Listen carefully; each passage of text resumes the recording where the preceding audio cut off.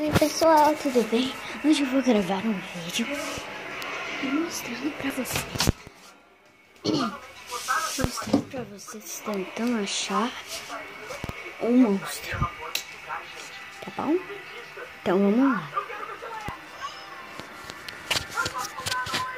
Ok pessoal, já estamos indo.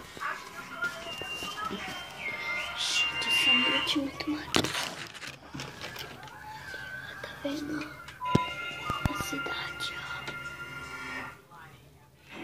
Aqui na vida real. Aqui.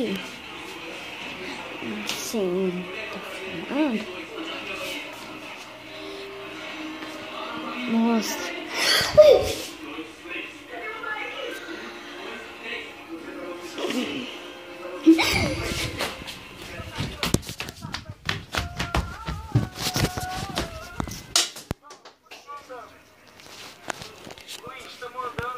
Júlio, começando a achar que essa praia não existe. Ou ela é realmente encantada, ela só aparece às vezes. Será que a gente tem que entrar por dentro da floresta, cara? tá escuro. Essa floresta aqui é onde deve ter o jacaré e a cobra. Eu não quero ir. E o dragão. Por que ele tá aceso?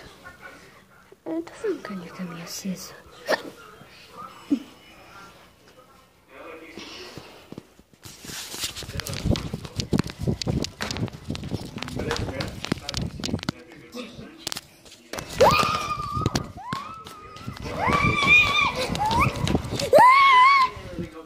Coitado do pequeno.